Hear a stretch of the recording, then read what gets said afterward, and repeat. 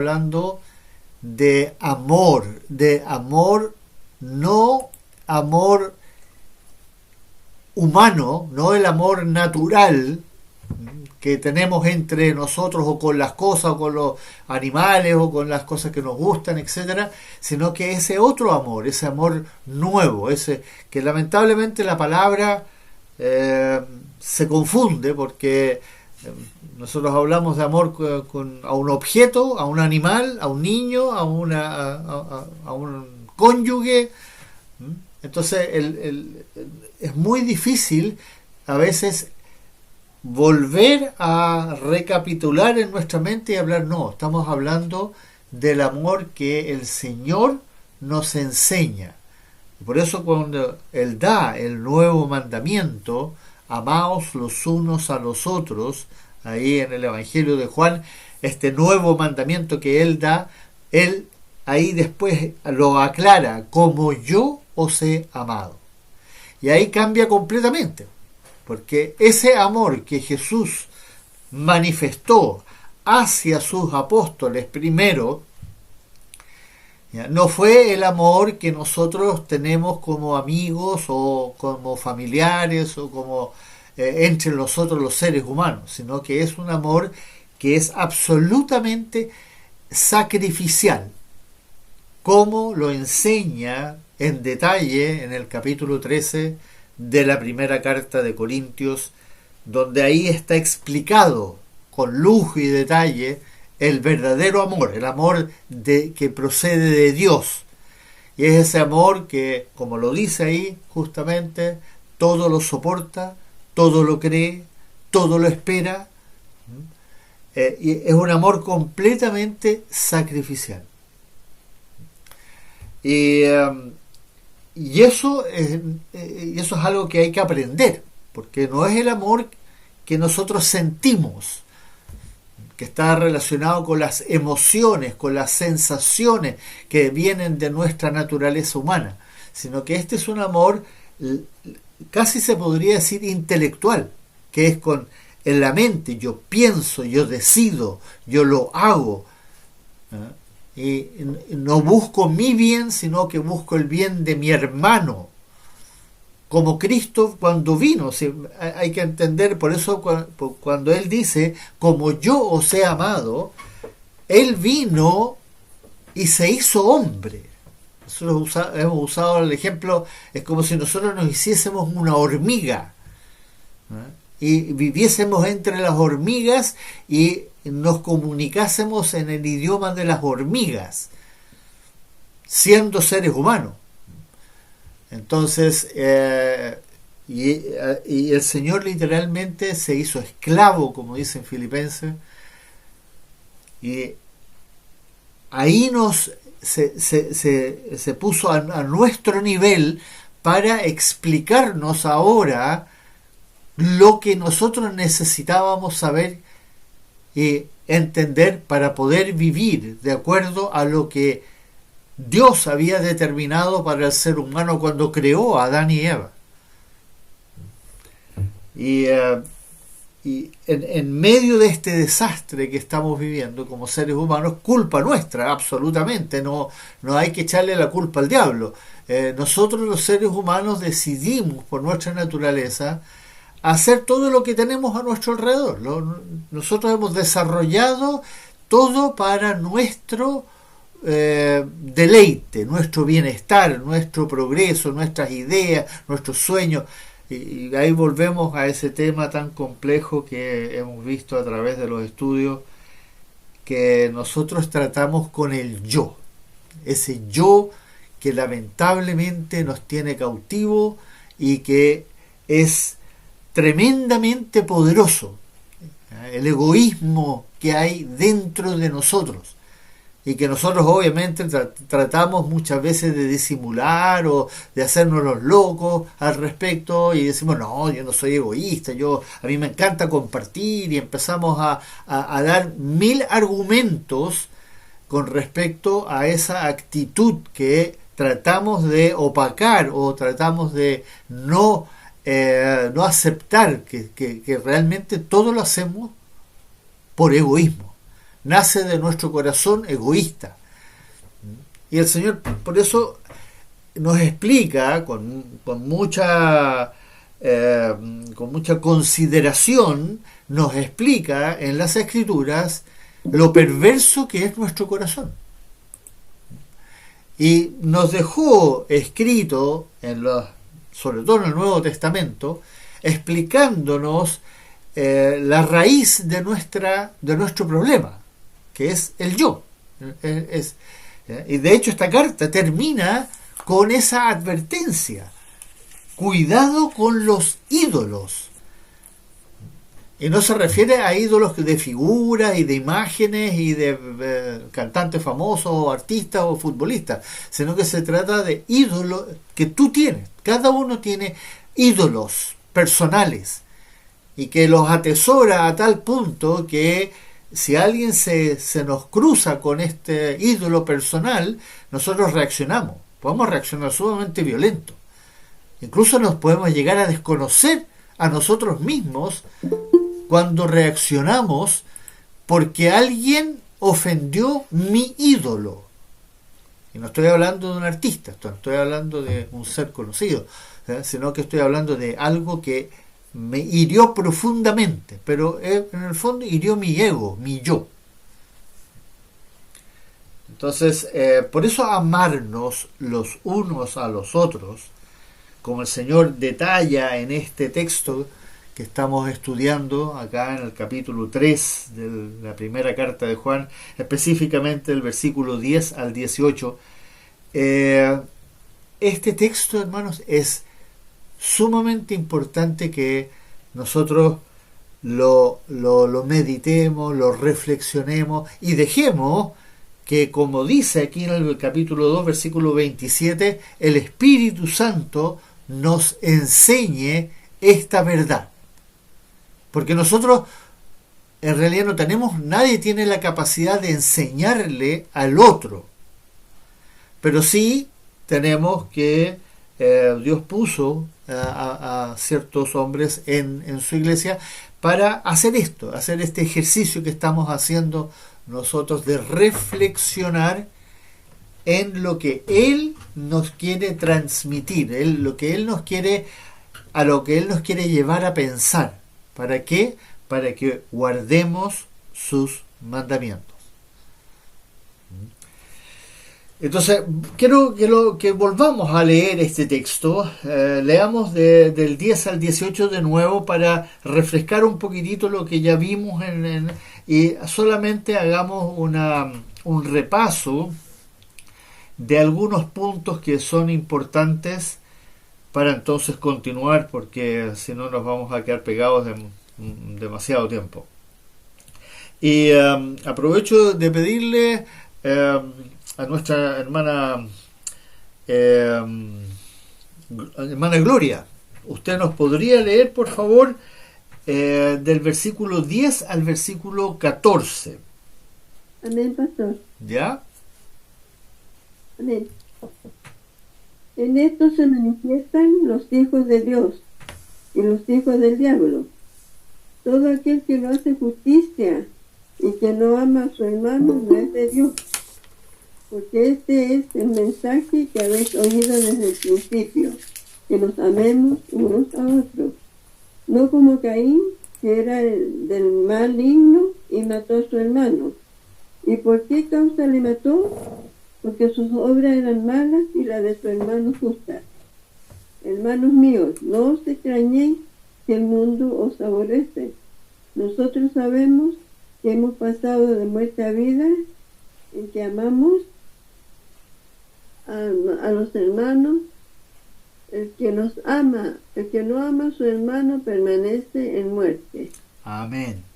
Amén. Imagínense, hermanos, ese versículo 14, si uno lo sopesa y lo revisa, es absolutamente aterrador. Las palabras que nuestro Señor está diciendo, y recuerden que nuestro Señor no hace un discurso liviano o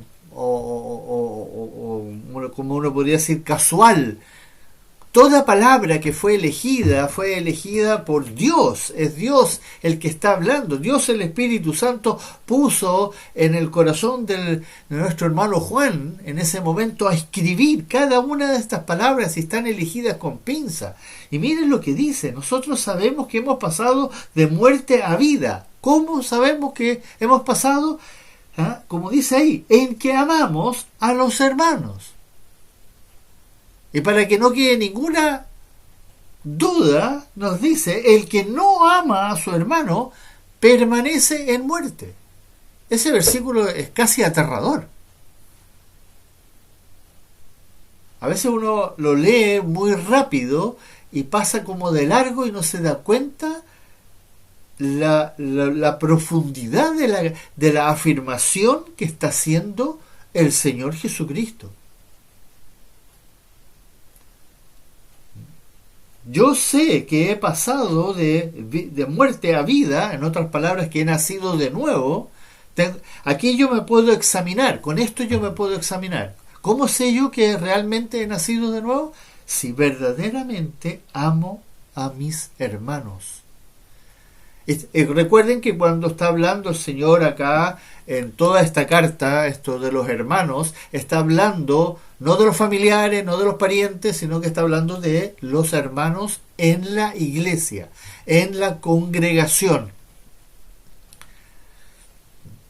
Y esto, hermanos, por eso es tan importante que nosotros comprendamos por qué el Señor Jesucristo, a través de su Espíritu, nos quiere enseñar esto. ¿Por qué Él va a insistir tanto, y especialmente a través de las cartas de Juan, que el amor que nos debemos manifestar entre nosotros ahora tiene que ser, lo tenemos que considerar como una prioridad, algo sumamente importante para Él? Y de hecho, si ustedes se fijaron en el versículo 10, miren como lo que está diciendo: todo aquel que no hace justicia y que no ama a su hermano no es de Dios. Ahí nuevamente, ahí resume en ese versículo, resume, como uno podría decir, todos los mandamientos que nosotros tenemos en la Biblia. Justicia es todo lo que el Señor nos manda en cuanto a la santificación, la adoración, como nosotros habíamos hablado de estos tres grandes grupos de mandamientos: adoración y santificación, y el tercero, que es la comunión, que es el amar a su hermano.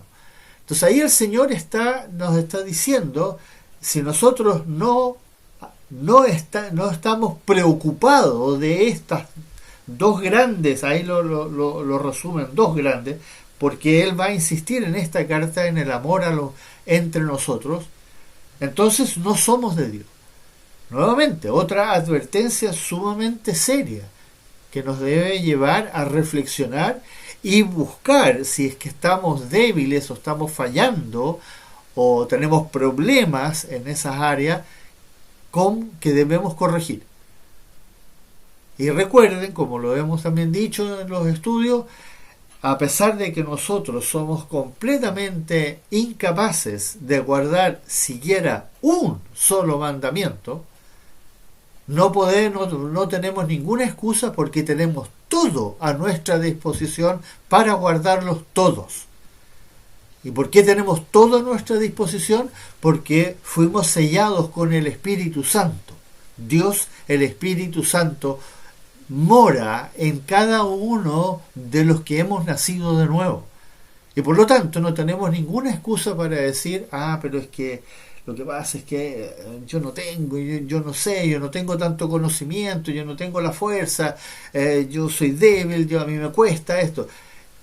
Está bien entender que esa es nuestra condición, pero como al mismo tiempo sabemos que tenemos la ayuda necesaria, y ahí volvemos, como también lo hemos visto, al capítulo 15 del Evangelio de Juan, donde el Señor dice que Él es la vid, nosotros los pámpanos, esas ramas que salimos, Y nos dice que nosotros podemos llevar mucho fruto, pero si permanecemos en él. Entonces, siempre toda enseñanza vuelve al hecho de que yo puedo, en la medida en que yo tenga una relación, una comunión. Y ahí viene el tema de la comunión que hablábamos, que decía al principio, ¿no? Esa comunión con mi Señor. Lo conozco, hablo con Él, debato con Él, lloro con Él, me enojo, no con Él, pero me puedo enojar con algo y puedo literalmente derramarme delante de Él y decir, ¿qué pasa? ¿Por qué me pasa? Incluso patalear, como uno dice. Está bien, el Señor no espera que nosotros estemos todo el día perfectamente santos, porque obviamente es imposible. Tenemos la naturaleza humana dentro de nosotros, vivimos en un mundo que nos tiene sumergido en una distracción espantosa. Entonces es sumamente difícil poder verdaderamente ser un hijo de Dios, pero no es imposible. Y no es imposible no porque nosotros seamos capaces, sino que porque Él está con nosotros todos los días, como lo dijo, hasta el fin del mundo. Entonces este texto, si ustedes se fijaron, ya hay dos advertencias en este texto. Continuemos la lectura del 15 al 18. Del 15 al 18. Aprovecho de pedirle a nuestra hermana Miriam, si por favor nos puede leer ese texto, hermana Miriam, del 15 al 18. Amén, pastor.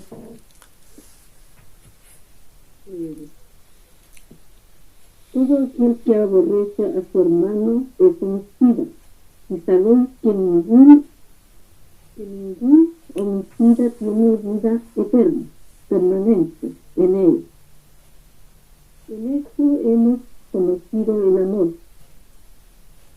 en que Él puso su vida por nosotros. También nosotros debemos poner nuestra vida por los hermanos. Pero el que viene en este mundo y ve a su hermano tener necesidad y cierra contra él su corazón, ¿cómo mora el amor de Dios en él? Hijitos míos, no amemos de palabras ni de lengua, sino de hecho y en verdad. Amén. Muchas gracias, querida hermana. Entonces, amados hermanos, aquí el Señor nuevamente con ese versículo 15 nos pone así contra la pared, con el foco en la cara, y nos hace examinarnos a nosotros.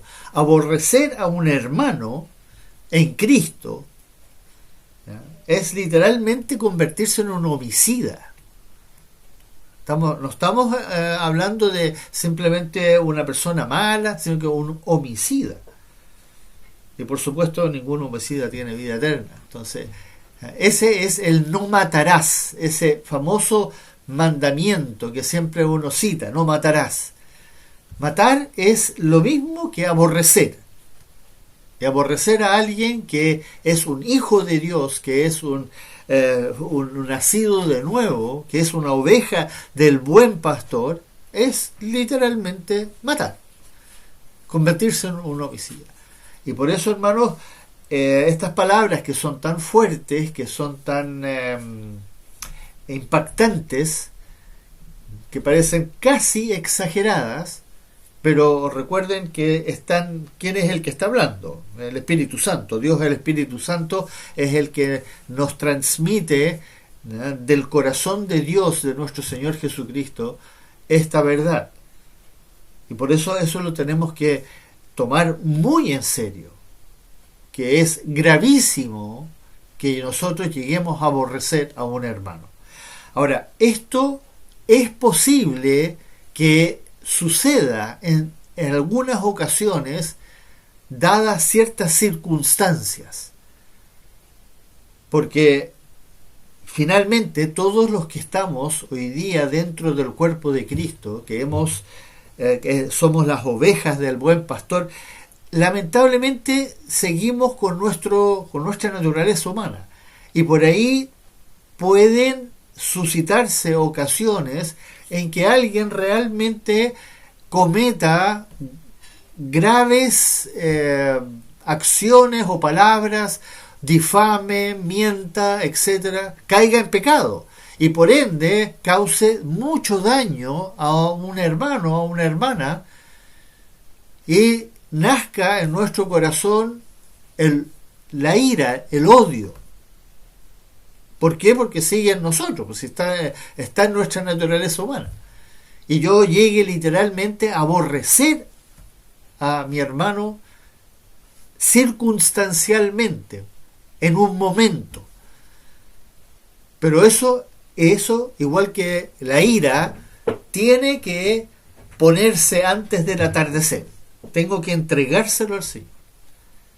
Y tengo que comenzar literalmente, si el agravio fue muy, muy serio, yo tengo que comenzar a orar, tengo que comenzar a pedir ayuda, tengo que clamar. Y el mejor ejemplo es, nuevamente, está en los Salmos. El rey David tuvo ocasiones en las cuales él literalmente aborrecía a aquellos que estaban atacando, lo que lo estaban persiguiendo, etcétera, y clamaba al Señor justamente en esos salmos donde él incluso se explaya diciendo lo que sentía en su corazón con respecto a estas personas que estaban persiguiéndolo.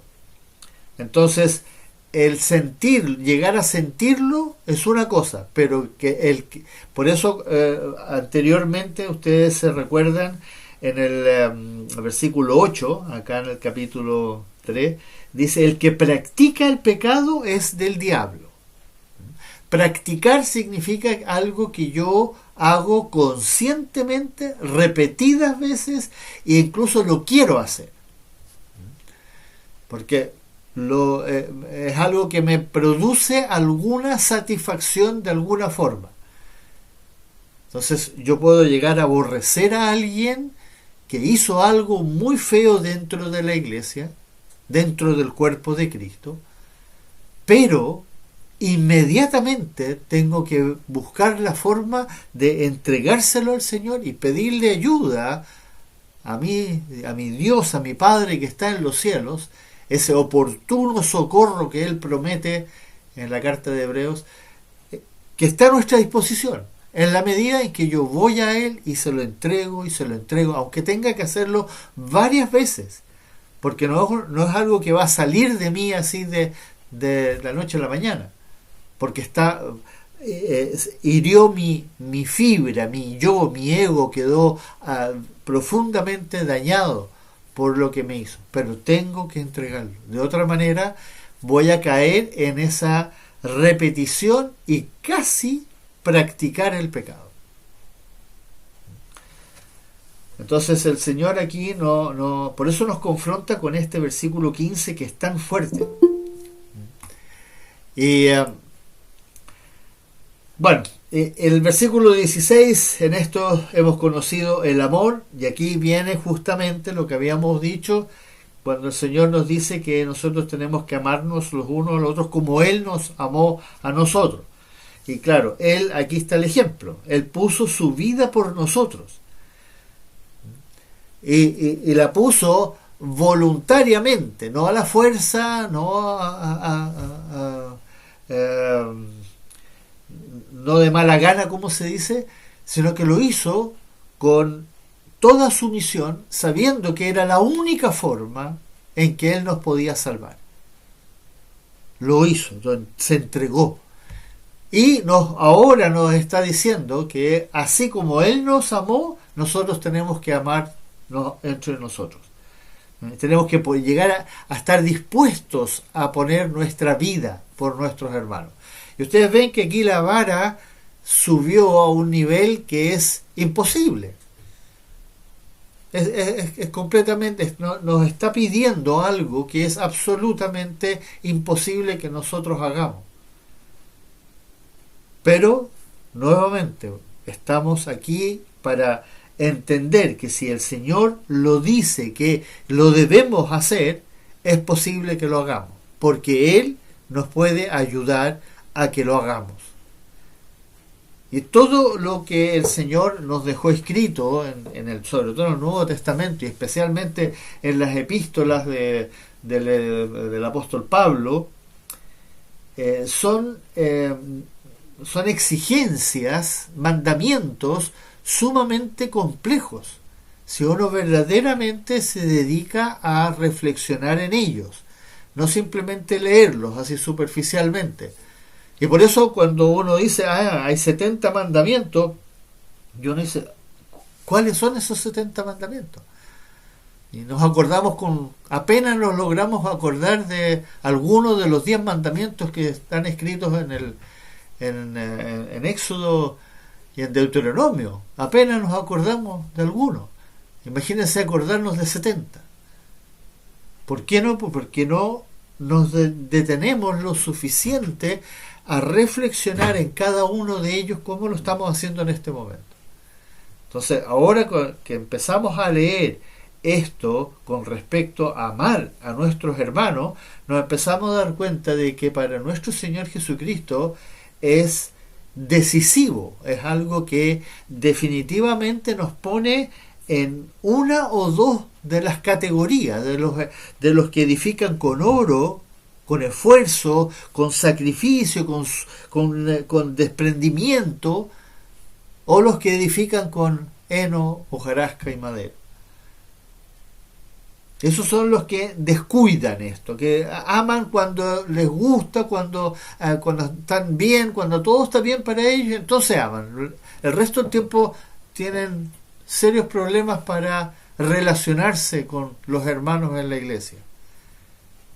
Y es justamente lo que el Señor quiere que nosotros ahora comprendamos cuando leemos esta importante parte de esta carta, que como ustedes ven es una carta sumamente breve, pero sin embargo contiene algo que es extremadamente importante, pero sumamente importante. Tenemos que considerarlo con todas sus letras. Y finalmente el Señor termina esta reflexión con lo que vimos extensamente también en el estudio pasado, en el versículo 17, pero el que tiene bienes de este mundo y ve a su hermano tener necesidad y cierra contra él su corazón, ¿cómo mora el amor de Dios en él? Ahí está esa pregunta, ¿cómo es posible que diga que ama a su hermano si no está dispuesto a verdaderamente compartir de lo que nuestro Dios, nuestro Padre, nos da a nosotros? Porque nosotros tenemos esa compleja idea de que lo que yo tengo me lo gané yo, con mi esfuerzo.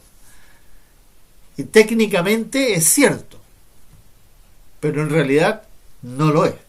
¿Por qué? Porque todo lo que tenemos es provisión del Señor. El Señor lo permitió que nosotros tuviésemos acceso a los recursos.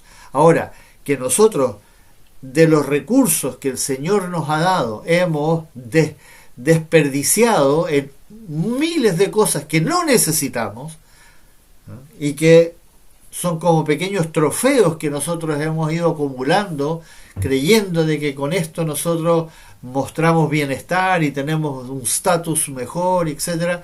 Es justamente el grave error que hemos cometido y por eso nuestras finanzas están en crisis. Porque el Señor nos ha provisto, ¿no?, de lo que necesitamos, pero nosotros llevamos esos recursos a endeudarnos, a complicar las cosas, porque hemos mal administrado todo lo que se nos ha dado. Y todos estamos, en cierta forma, muy complicados con nuestros recursos, que debieran alcanzarnos perfectamente para lo que necesitamos. Porque el Señor lo dice, el Señor dice, incluso nos compara con los pájaros y con las flores, ¿no? Y dice, ellos no se preocupan de nada. ¿Por qué? Porque ellos simplemente son, pero nosotros, sí, todo lo que recibimos pasa a ser como nuestra posesión y es mío, y ahora yo con esto hago lo que yo quiero. Y ahí cometemos muchísimos errores.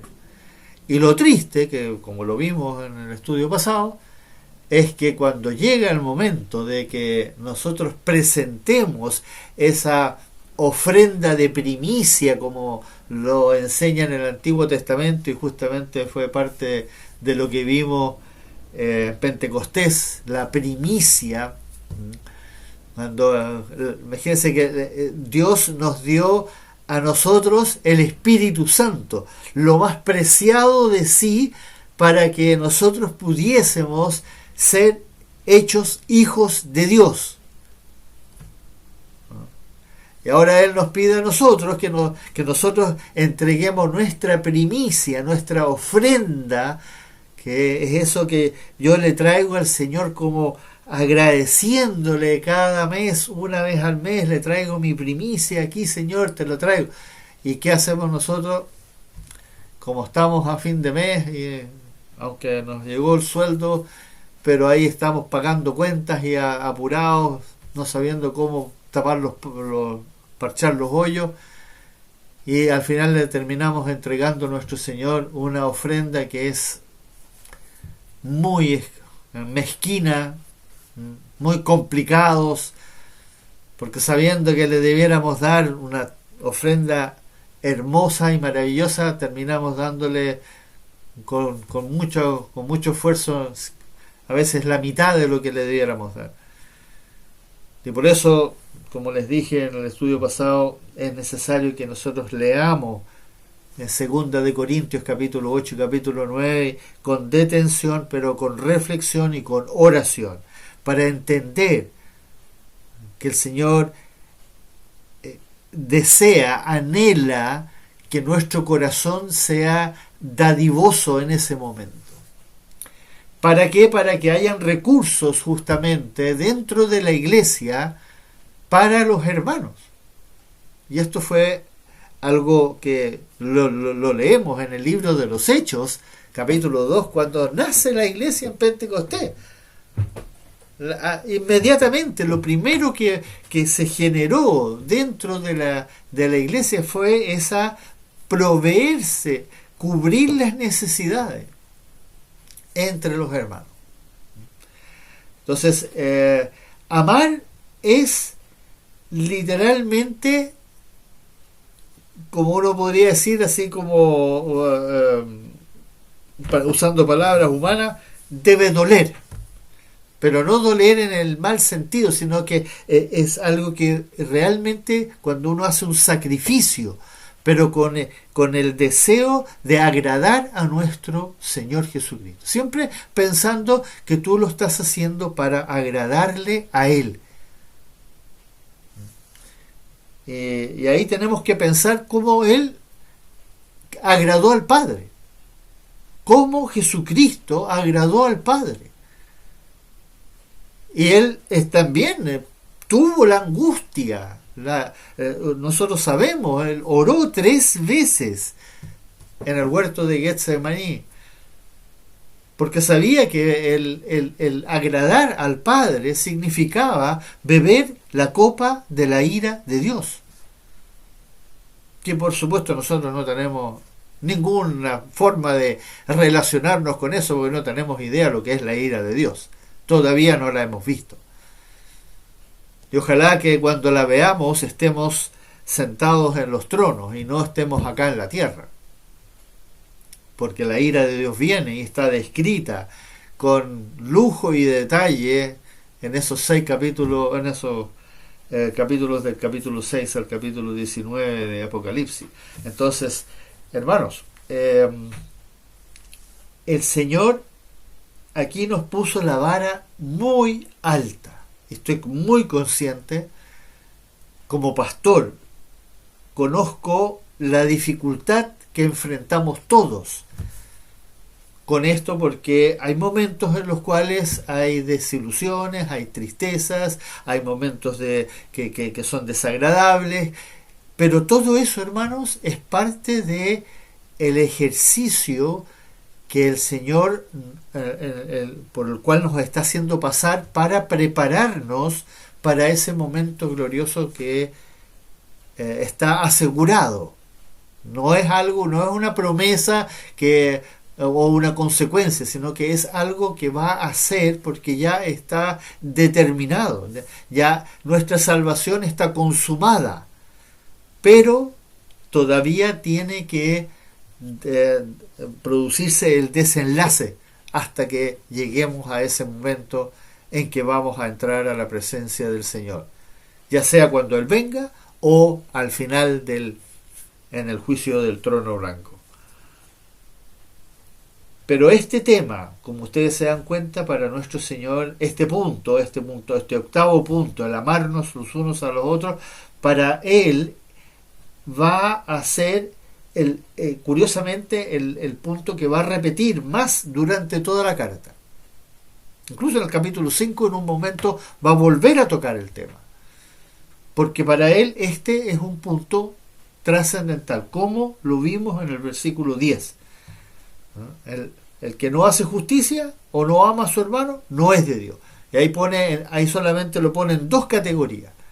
Justicia es todo adoración y santificación, y amar a los hermanos, comunión, separa solo en dos grupos de mandamientos, por decirlo así.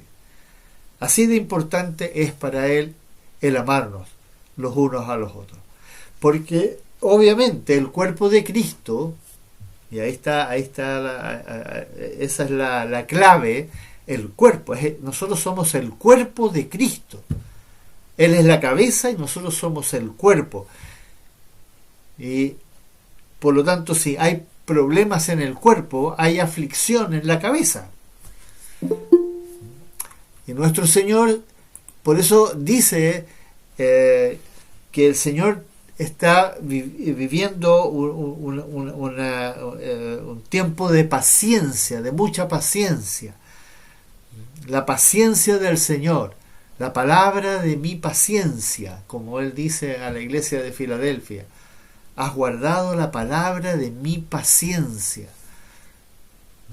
Tiene el vivir, el saber lo que nos está pasando a nosotros como el cuerpo, su cuerpo, aquí en la tierra, a través de todos estos años, y él siendo la cabeza, él está viviendo.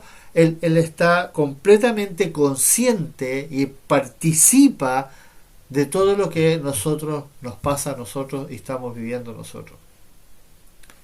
Y por eso nosotros tenemos que hacer ese switch en la mente cuando leemos esta palabra amarnos, que no es amarnos cuando a mí me gusta, cuando yo me siento bien, cuando yo estoy feliz, etcétera. Ese amar que nos hace sentirnos bien, sino que es ese amar aunque no me sienta bien, aunque no tenga ganas de amar, aunque no me gusta la forma en que el otro es, pero lo tengo que amar.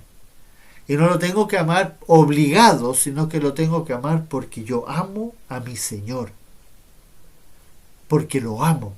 Y recuerden que amar a Cristo es guardar sus mandamientos, como él mismo lo va a repetir 4 veces en esta carta. Entonces, esto es algo que yo decido en mi mente contra toda lo que yo siento, lo que me pasa a mí.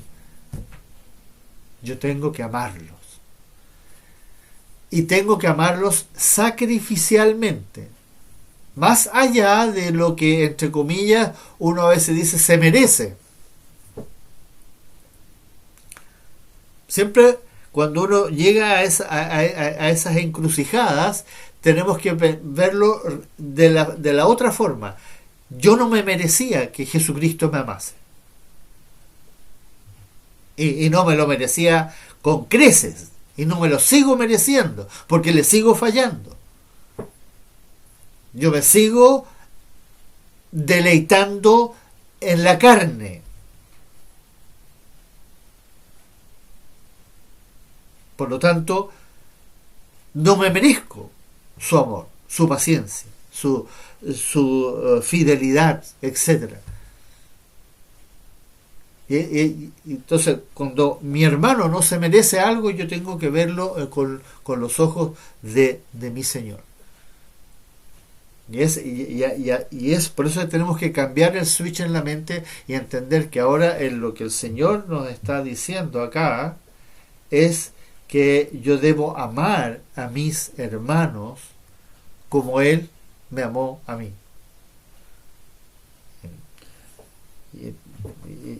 Y eso ayuda a poder sacarse los paradigmas que tenemos metidos con respecto a la palabra amor, que está muy relacionada con todo, como decíamos, las emociones, los sentimientos y el ego de uno. Que yo amo al que yo quiero, al que a mí me gusta, el que me entretiene, el que me divierte, me hace reír, qué sé yo, me hace sentir bien. Pero aquí no, aquí en el cuerpo de Cristo ahora nosotros somos llamados, se nos manda literalmente a amarnos los unos a los otros más allá de lo que nosotros concebimos como amor humano, sino que ahora es amor divino, un amor que completamente ajeno a nuestro entendimiento, si es que nosotros no hacemos este ejercicio de volver a reflexionar qué es lo que nos está diciendo el Señor. ¿Con qué lo compara? ¿A qué niveles nos lleva? Y por supuesto nos lleva como dice justamente ahí en el versículo 10, perdón, en el versículo 14 y el versículo 15, donde nos confronta con una acción que está siempre ahí, y que va a aparecer en algún momento y que nos va a llevar a tener malos pensamientos, porque somos sensibles a las cosas que hacen los demás. Pero el Señor nos está diciendo, a pesar de eso, tú tienes que amar a tu hermano.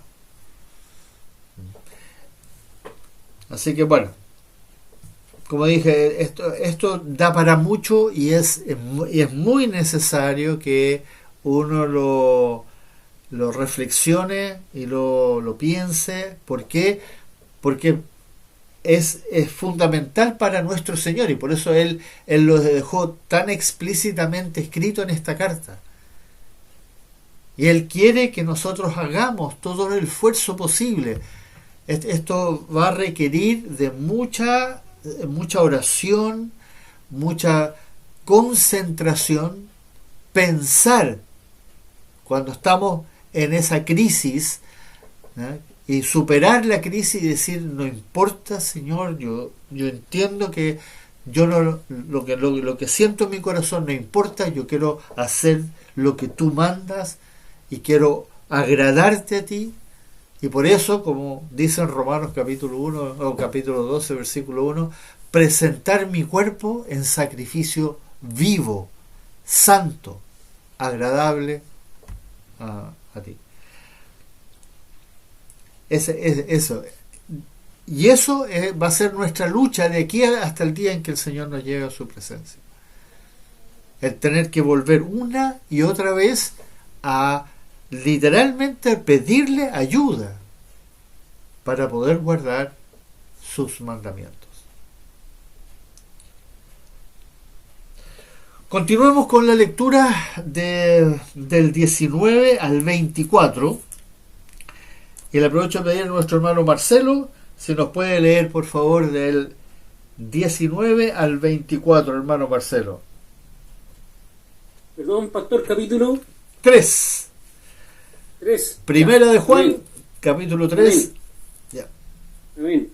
Y en esto conocemos que somos de la verdad, y aseguraremos nuestros corazones delante de Él.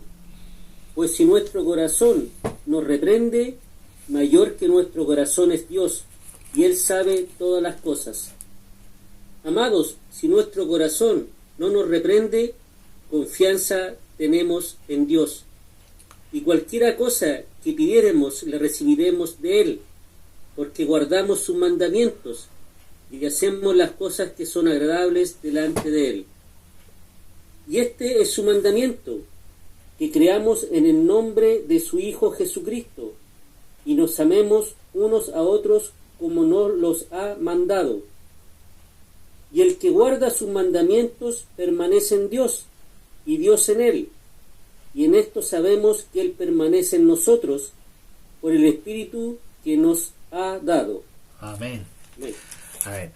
Entonces, si uno piensa, el Señor, aquí no, el versículo comienza, el versículo 19, y en esto conocemos que somos de la verdad, y aseguraremos nuestro corazón delante de Él. En esto, en todo lo que nos acaba de decir, en realidad desde el comienzo de la carta, es como que está haciendo una reflexión, diciéndonos, bueno, hasta ahora, imagínense, nosotros hemos visto solamente 8 puntos de los 10 que el Señor enfatiza en esta carta.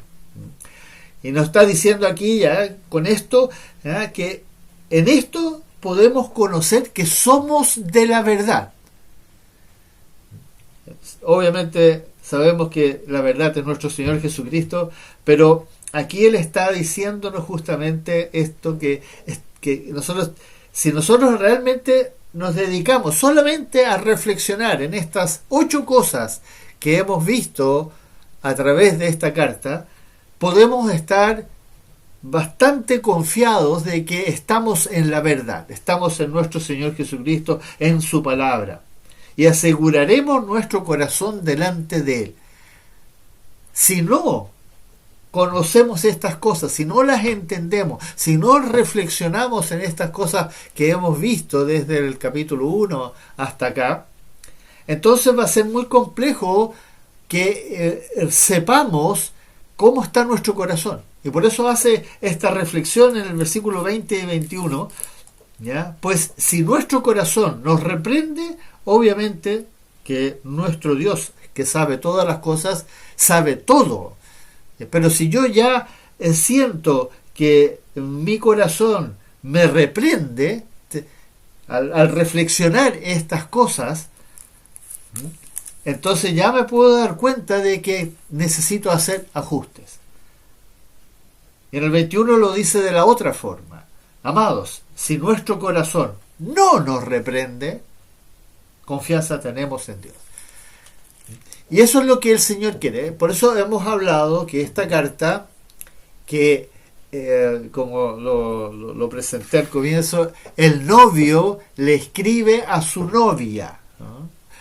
Si nos ponemos a pensar de esa figurativamente de esa manera, vemos que el Señor Jesucristo le está escribiendo a su iglesia amada, que Él vino a salvar, que Él está juntando como el buen pastor, que como dice en el capítulo 10 de Juan, dice que Él va a salir a buscar, Él va a buscar a las ovejas que tiene que traer al redil. Ese amor que le tiene a su amada iglesia. Entonces aquí nos escribe en esta carta a nosotros que somos parte de la iglesia amada, cómo nos debemos, qué debemos corregir, cómo nos debemos autoexaminar. Y por eso es tan vital el estudio de esta carta. Y se lo deseo a todos que alguna vez tengan el privilegio de hacer esta reflexión que estamos haciendo, para que el Espíritu Santo nos enseñe los mandamientos que están aquí y que nosotros podamos depurar esos mandamientos en nuestra vida para que nuestro corazón no nos reprenda. Porque claro, cuando yo me doy cuenta y leo las cosas que el Señor dejó escrito, me doy cuenta que hay varias cosas que mi corazón me reprende. Y eso no es para muerte, no es para perder la salvación, sino que es para qué, para que yo haga cambios en mi vida. Yo reflexione y yo verdaderamente busque en el Señor que eso se produzca, ese cambio se produzca. Y no es algo que yo leo la carta, me doy cuenta de que estoy mal, voy a donde el Señor, hago una oración y al día siguiente estoy bien. No, acuérdense que como todas las cosas requieren de un proceso para que se produzca el cambio.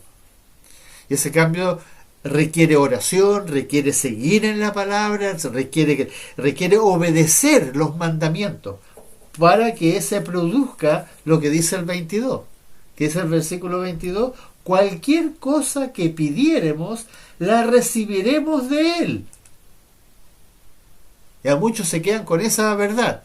Dicen, entonces yo cualquier cosa que le pido la voy a recibir, porque ahí dice que la voy a recibir de Él. Sí, pero si pasa lo que dice después, porque guardamos sus mandamientos y hacemos las cosas que son agradables delante de Él. Es cierto, yo voy a recibir de mi Señor Jesucristo todo lo que yo le pida, si guardo sus mandamientos. Y eso, hermanos amados, está aquí, de hecho en el capítulo 5 lo vamos a volver a encontrar, esa misma afirmación. Y es la misma afirmación que también está en el Evangelio de Juan, y lo vimos con lujo y detalle en el estudio pasado. Eso, ahí está la explicación, muchas veces, por qué hay cosas que yo no recibo. Entendamos cómo funciona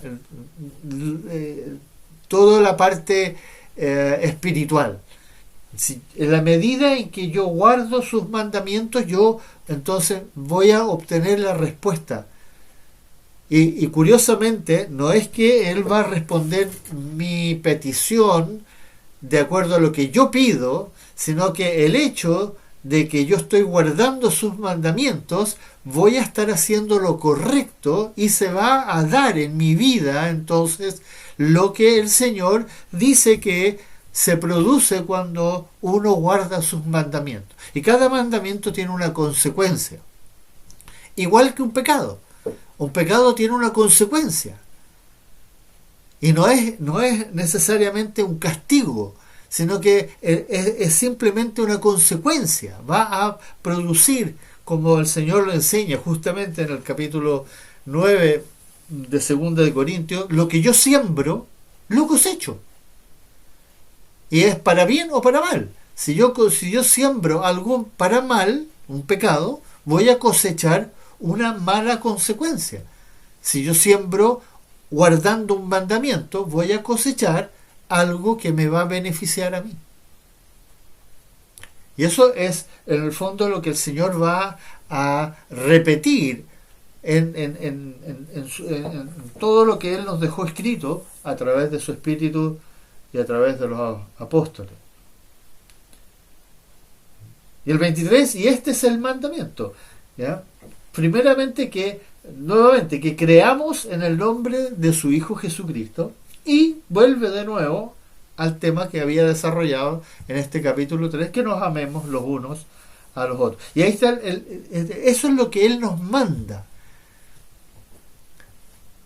La prioridad siempre va a ser nuestro Señor. Y si yo no le creo a Él, en otras palabras, si yo no sé lo que Él me dice en su palabra, entonces obviamente me va a ser muy difícil poder guardar sus mandamientos. Y por eso el Señor va a terminar con este versículo 24, que es un versículo sumamente impactante. El que guarda sus mandamientos permanece en Dios y Dios en él. Y en esto sabemos que Él permanece en nosotros por el Espíritu que nos ha dado. Ahora pongan esto en la inversa. El que no guarda sus mandamientos, Dios no permanece en Dios y Dios no permanece en él. Eso es muchas veces lo que uno no lee cuando está leyendo esto. Miren, vamos al Evangelio de Juan y por favor, alguien que pueda leer ahí en el capítulo 14, el versículo 21. Evangelio de Juan. Pastor, ya lo tengo. Perfecto, hermana María. Bien lento y pausado porque hay varias comas y varios puntos y coma. Bueno, el que tiene mis mandamientos y los guarda, ese es el que me ama. Y el que me ama será amado por mi Padre. Y yo le amaré y me manifestaré a él. Amén. No sé si se recuerdan cuando los estudiamos ese versículo en el estudio del Evangelio de Juan. Ese versículo tiene varias partes. El que tiene mis mandamientos. Primero, uno tiene que tenerlos. Está muy relacionado con lo que estamos viendo acá en el versículo 24 de la primera carta de Juan. Primero hay que tenerlos. Y después hay que guardarlos. ¿Ya? Y si yo tengo y guardo sus mandamientos, entonces, y solo entonces, le amo. Y si eso se cumple, si tengo los mandamientos y los guardo, y le amo, por lo tanto le amo, entonces, dice, el que me ama, el que cumple con ese requisito, esos dos requisitos, será amado por mi Padre. El que no cumple con esos requisitos, no será amado por mi Padre. Y le agrega, y yo le amaré y me manifestaré a él. Pero si yo no le amo, si yo no tengo sus mandamientos y no los guardo, entonces él tampoco no me va a amar a mí y tampoco no se va a manifestar a mí. Esto no quiere decir que nosotros, que Dios no nos ama. Dios ya nos hizo hijos de él. Y eso también nosotros lo vimos extensamente cuando lo estudiamos, y por eso quería referirme a ese versículo, porque aquí justamente en la primera carta de Juan, este versículo 24 que estamos leyendo al final del capítulo 3, nos hace esa reflexión. Yo tengo que entender que si yo no me esfuerzo en este caminar con mi Señor, y recuerden que lo hemos dicho, que vamos progresando, no es que yo inmediatamente me sé todos los mandamientos y los guardo todos a la perfección. No, es literalmente progresivo. Y ahí está el clásico ejemplo de los hijos que tenemos, los niños, que van aprendiendo progresivamente las cosas. Y cada vez que aprenden algo y lo hacen ya naturalmente, uno se maravilla de ello. Bueno, es lo mismo. Pero si hay un hijo que es porfiado, que es rebelde, que obviamente uno lo ama, pero a ese niño hay que castigarlo, hay que enderezarlo, hay que retarlo, hay que proceder. Y eso es lo que el Señor nos está tratando de decir acá. El que guarda mis mandamientos permanece en Dios. Claro, es el estar en su palabra, en el querer hacerlo. Y por supuesto a nuestro Padre que está en los cielos y a nuestro Señor Jesucristo, eso le produce agrado y va entonces a ayudarnos a progresar aún más todavía. Ahí está la parábola de los talentos, al que le dio mucho y al que le dio poco. La diferencia es cómo a uno le da más todavía, a pesar de que ya tenía mucho, le da más todavía, y al que le dio poco y más encima no hizo nada con eso, se lo quita. El Señor va a trabajar con nosotros porque Él va a hacer con nosotros todo lo que sea necesario para que nosotros progresemos, pero no nos va a forzar, no nos va a, no va a hacer en nosotros lo que nosotros no queremos hacer, si nosotros no respondemos, el Señor tampoco va a simplemente a elevarnos en nuestro caminar cristiano o como hijos de Dios, sino que nos va a dejar a nosotros edificar nuestra vida, como lo dice ahí en 1 Corintios capítulo 3, con los materiales que están a nuestra disposición. Todos los materiales están a nuestra disposición. Pero por supuesto, encontrar oro, plata y piedras preciosas va a requerir mucho esfuerzo. Y ahí es donde caemos muchas veces en la tentación de reparar algo en nuestra vida cristiana con madera y con algo que es fácil de encontrar. Entonces basta con nos conformamos de repente con haber hecho algunas cositas que están en la palabra y nos sentimos como que ya estoy mejor con el Señor. Y se nos olvida este caminar en este camino angosto que es sumamente complejo y difícil, requiere de mucha entrega, de mucho esfuerzo, de mucho sacrificio, de perseverar, de permanecer en la palabra, volver a Él una y otra vez, sin exagerar. En el sentido, el Señor no pretende que nosotros dejemos de hacer las cosas que tenemos que hacer en nuestro diario vivir. Él sabe que tenemos nuestras tareas, que estamos viviendo en el cuerpo, en la carne, en el mundo. Él sabe. Pero en medio de todo eso, Él nos pide que dediquemos un tiempo a verdaderamente buscar ese oro, esa plata, esas piedras preciosas. Y esto que estamos haciendo en este momento, por ejemplo, es eso. Es justamente buscar. No significa que por el hecho de estar acá nosotros ya estamos edificando nuestra vida con oro, con plata y con piedras preciosas. No, aquí estamos haciendo eso. Queremos entenderte, Señor, queremos escucharte, queremos reflexionar en tu palabra. Estamos acá para pensar, para escucharte una y otra vez, para que entonces podamos guardar tus mandamientos. Y esto es lo que tiene un valor que a veces no dimensionamos, porque pareciera simplemente que estamos haciendo un estudio nomás. Pero es acá donde el Espíritu Santo nos va a ir enseñando a cada uno lo que necesita.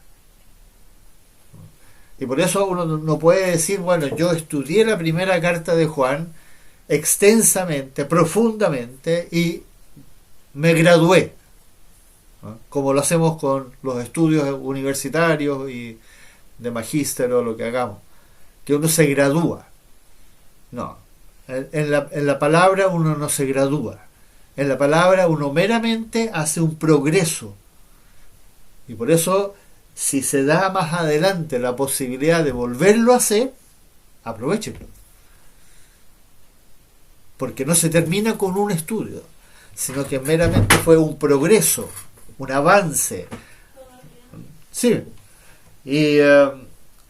Y esto, hermanos, por eso esta carta, hermanos amados, es una carta que hay que entender la mente de nuestro Señor.